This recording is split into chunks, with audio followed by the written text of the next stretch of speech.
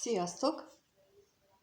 Lelkitársaknak csinálunk most videót, hogy mi a helyzet a lelkitársakkal, erre vagyunk kíváncsiak, és kezdjünk is neki. Mi az ő kapcsolatuknak a jellemzője, hogyan áll az ő kapcsolatuk, erre kérünk most lapokat. Ennek a lelkitárs párnak mit tudhatunk meg a kapcsolatáról? Mi a helyzet nekik, vagy náluk? Mit tudhatunk meg róluk? Mi az, amit megtudhatunk az ő kapcsolatukról?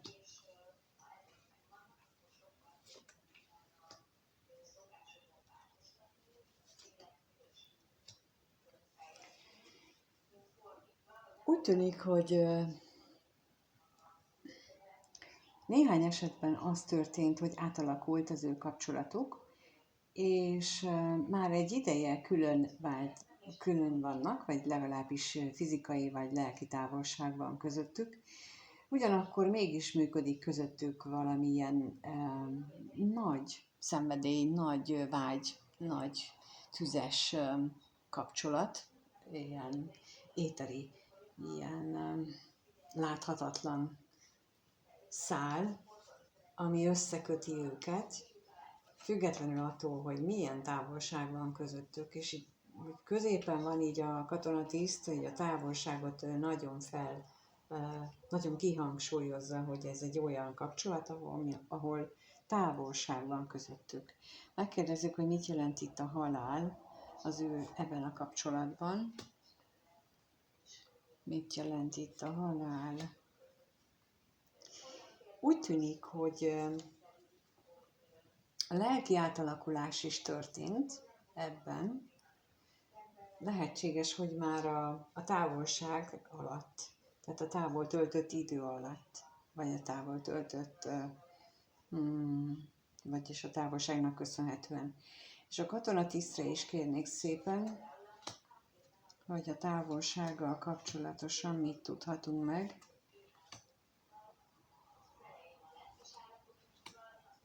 Hát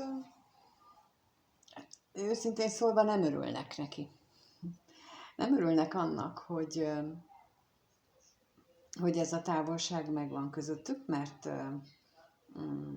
jobban szeretnék, itt is látszik, jobban szeretnék, ha ők találkozhatnának, úgy is találkozhatnának, hiszen nagyon is arra utal ez a két lap, hogy megvan köztük a fizikai vonzódás, és itt is ezt mutatja, hogy szomorúak amiatt, hogy ez a távolság van, viszont vannak olyan, hát lehet, hogy függőségszerű már ez a távolság, vagy ez a találkozási vágy. Ugye itt is azt mutatják, hogy nagyon-nagyon erős ez a vonzás, és lehet, hogy ez már függőségszerű, de az is lehetséges, hogy másik esetben pedig nem ismerik el, hanem titkolóznak maguk előtt is, hogy mennyire is szeretnék ők azt, hogy ők találkozzanak. És akkor itt most kérnék szépen a szerencsétlenségre még, hogy mit jelent itt, mit tudhatunk meg róla. Mi az, amit megtudhatunk róla? És a vágyra is kérek még.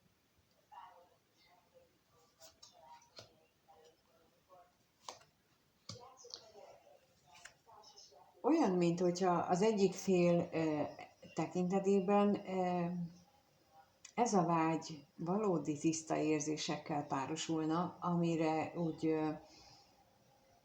teljesen véletlenül döbbent volna rá, talán pontosan így a távolság, a távollét miatt ébredt rá, hogy ő neki ez mennyire sokat jelent, nem csak a testi szempontból, hanem az érzelmi szempontból is, hogy ez egy nagyon fontos kapcsolat az ő számára. És itt a féltékenység és az állandóság lapja az azt jelenti, hogy állandó félelmek gyötrik a másik miatt. Az, hogy kell-e ő még neki, most ez jött. Ha csak közelednének, akkor akkor mi lenne, ha ő közeledne a másik személyhez, akkor az hogyan alakulna, mi lenne vele, vagy hogyan élnék meg ezt a helyzetet. Úgyhogy elmondható, hogy ez a lelkitársi kapcsolat egy olyan kapcsolat, ahol nincsenek együtt a párok, nagy a testi vonzódás, egyik félben mély érzelmek vannak, viszont nem nagyon van találkozás, és elindult egyfajta lelki átalakulás ennek a távolságnak a következtében. Lehet ez a lelki átalakulás például az is, amit mutattak a lapok, hogy valaki rádöbbent, hogy igazából itt több van ebben a kapcsolatban, mint hogy testi vágyakozás, de lehetséges az is, hogy valami más lelki átalakulás ment végbe bennük, vagy megy végbe legalább az egyikben. És akkor most azt kérdezzük meg, hogy mit gondolnak egymásról ez a lelki társ férfi tagja. Kettőt kérek arra, hogy mit gondol a lelkitárs férfi tagja a női párjáról. Mit gondol a férfi a női párjáról? És mit gondol a nő a férfiről?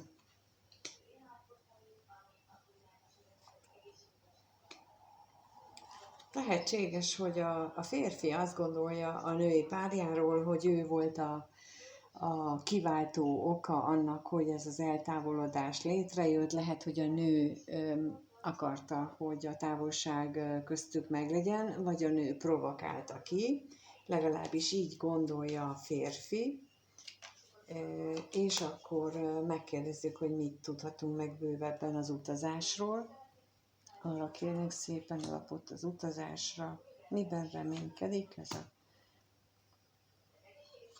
ez a férfi?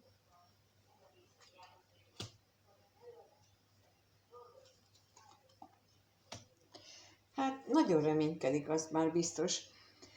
És a katonatisztre is kérek még.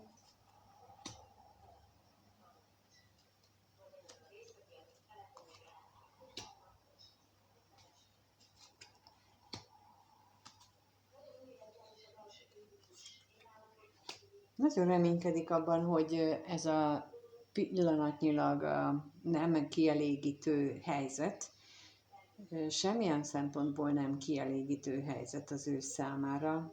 Ez változni fog, újra kezdődik valami, bár fél is ettől az újrakezdéstől, fél attól, hogy, és bizonytalan is egyes esetekben, hogy ez mennyire lesz más, mennyire változik meg az ő különlétük alatt az egymáshoz való viszonyuk. Mégis azt látszik, hogy ő nagyon-nagyon bízik abban, hogy itt jelentős változások fognak következni hamarosan. És akkor a nő részéről úgy látom, hogy vele, vagyis benne olyan gondolatok vannak a férfival kapcsolatosan, amik ennek a kapcsolatnak a problémáival foglalkozik, és akkor kérnék szépen itt a bosszúságra.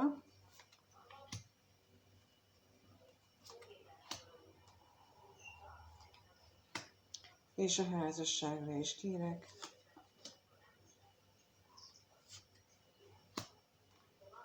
Olyan, mintha nagyon elzárkózna, legalábbis a női fél, akit itt a női jelöl.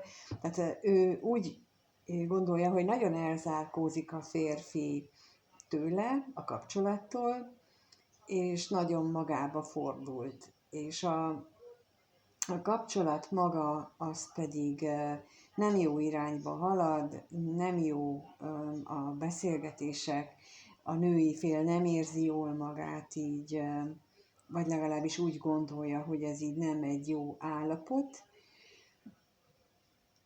Ez nagyon érdekes, mert a férfi viszont nem ezt mutatja. Lehet, hogy egyébként pont ez a lényeg, hogy a férfi, hogy a nő nem látja azt, hogy a férfi valójában mit él meg, mert pont ez ez az özvegy férfi, az azt jelenti, hogy ő nagyon bezár is, és nem engedi láttatni az ő gondolatait, érzéseit, pedig nagyon úgy tűnik, hogy itt azért nagy változások és nagy dolgok mennek végbe. Na és akkor megnézzük azt, hogy ők mit éreznek egymás iránt. Mi az, amit ők egymás iránt éreznek? Mit éreznek egymás iránt ezek a személyek?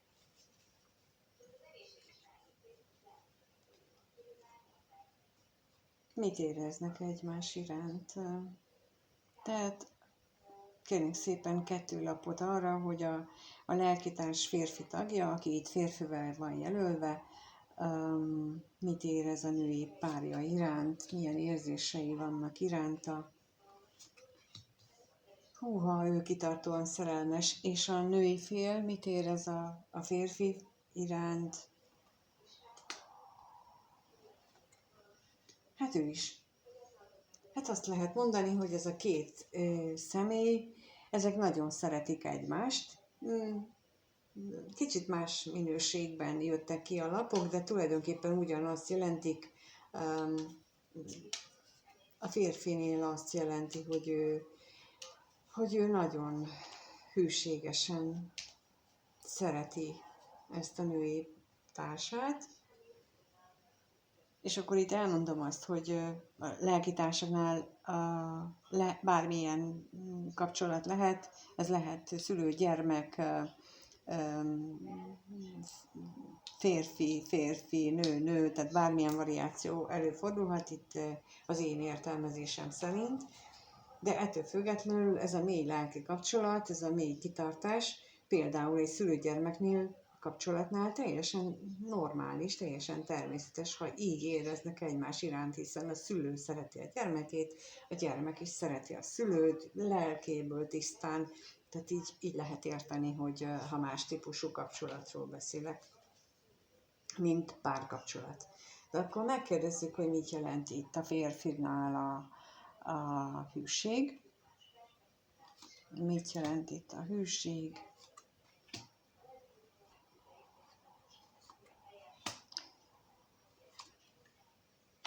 Lehetséges, és a szerelemre is kérnék szépen.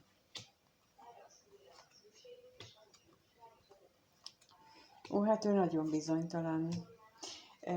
Pedig lehetséges, hogy így a távolság kapcsán ő benne megfogalmazódott az, amit az előbb a nő gondolataiban láttunk, hogy ő túlságosan elzárkózott ettől a kapcsolattól, túlságosan mást mutatott, mint amit ő valójában érez, és lehetséges, hogy ezt a bezárkózási érzést, vagy ezt a viselkedését, ezt meg akarja változtatni. Bár nagyon fél attól, hogy ezt milyen reakciót vált ki a másik szemében, de olyan, minthogyha ő érzékelte volna, vagy ugye láttuk az előbb is azt, hogy itt nagy lelki átalakulás ment végbe. Lehetséges, hogy akkor a férfi részéről ez volt az a nagy lelki átalakulás, hogy ő tulajdonképpen ránézett saját magára, befelé nézett, és megállapította azt, hogy nem azt mutatta, amit ő valójában érez ez iránt, a női társa iránt. És akkor kérünk szépen a nő részéről az ajándékra először valami plusz információt, hogy ő mit érez, mert ugye látjuk, hogy nagy szerelmet, ő is, vagy szeretetet, attól függően, és a lelkészre is kérünk szépen.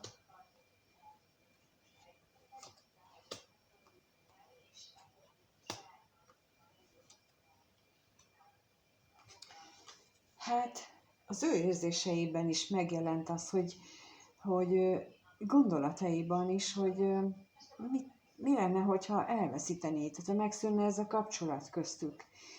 És arra a megállapításra jutott, hogy hát ő ezt nem szeretné, és ő ezen nem szeretne vitázni. Ő szeretné, hogyha ez így az ő kapcsolatuk az egy stabil, hosszú távú kapcsolat lenne, és nem szeretné azt, hogy ez megszűnjön. Legalábbis a lélekkötődés, a köztük lévő lelki kötődés az nem igazán vágyna rá, hogy az megszűnjön. Úgyhogy így úgy tűnik, mind a kettőnek az a célja. Az egyik személy, a férfit jelölő olyan, mintha most ébredt volna rá, hogy az ő viselkedése az nem használt ennek a kapcsolatnak.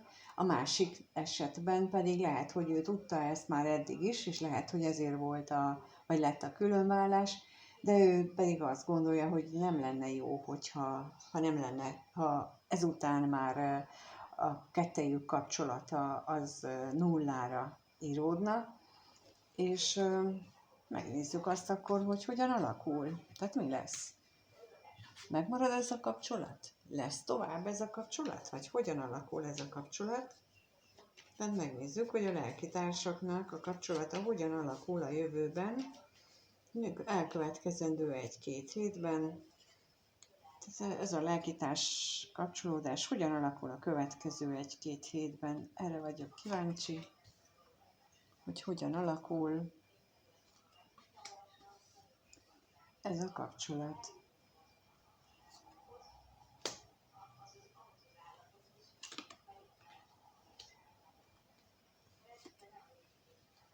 Lesznek benne félelmek, lesznek benne akadályok, de egyébként pedig nagyon-nagyon szép energiában folytatódik, vagy igen, tehát olyanná alakul. Talán úgy látom, hogy itten ezek a változások, amelyek most így látszottak a gondolatokban és érzésekben, talán ennek a megtörténte, ez ilyen szükségszerűség, olyan, mint hogyha a sorsukban ez így lenne meghatározva, hogy ők ezen keresztül kell menjenek ahhoz, hogy megtanulják tisztelni egymást, megtanulják értékelni az életüket, megtanulják értékelni, amiük van, hogy hálásak legyenek mindenért, minden kis apróságért. Tehát az, hogy ők együtt lehetnek, hogy hálásak legyenek azért is, hogy együtt lehetnek, hogy hálásak legyenek azért apró figyelmességért, amit a másiktól kapnak, és hálásak legyenek mindazért a tanításért, amit ők a kapcsolatnak a fejlődése, vagy átalakulása, vagy folyamata alatt ők egymástól kapnak. És akkor megkérdezzük, hogy mit tudhatunk meg itt a reményről. A reményről kérnék szépen, plusz információt, és akkor a féltékenységre kérnék szépen.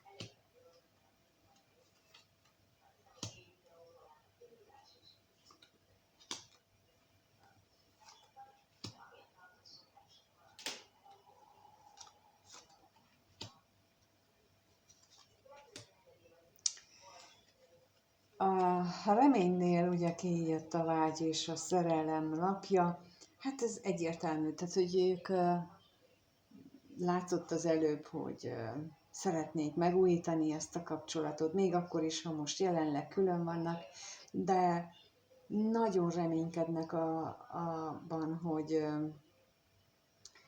hogy itt a szerelem és a vágy az győzedelmeskedik. És akkor itt rákérdeztem ugye a féltékenységre is, és szinte ugyanaz jött ki. Tehát a férfi gondolataiban ott szerepel ez a mély tűz, a mély szenvedély, a találkozás iránti vágya, és a női gondolatban is ott van benne az, hogy jó lenne, hogyha ez a kapcsolat kibírná a nehézségeket, és akkor az ellenségre rákérünk, hogy milyen nehézségeket kellene kibírjon.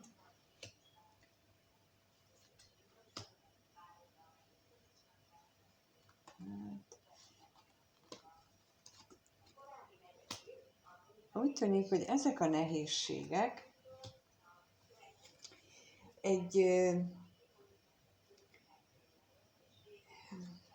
amit az előbb mondtam a hálával kapcsolatosan, tehát, hogy olyan nehézségek ezek, ami nem látták meg korábban a kapcsolatnak a valódi pozitívumát, a valódi ajándékát, a valódi erejét, és hogy mind a ketten azt remélik, hogy ez túléli, és bár félnek attól, hogy hogyan történnek majd az események, de itt azt mutatják a lapok, hogy annak ellenére, hogy vannak nehézségek, azok talán nem akkora horderejűek, ami ne tudna átalakulni valami stabil, mély lelki kapcsolaton alapulóvá, és ami a lélek kapcsolat mindent képes felülírni, illetve ez a szerelem és itt ez a vágy, ami itt megmutatkozik közöttük. Én köszönöm szépen, hogy itt voltatok, és megnéztétek. Remélem, hogy hasznos volt számotokra, és sok mindenben rezonál. Köszönöm, hogyha megírjátok a véleményeteket, a gondolatotokat, az sokat segít, és mindenkinek minden jót kívánok. Sziasztok!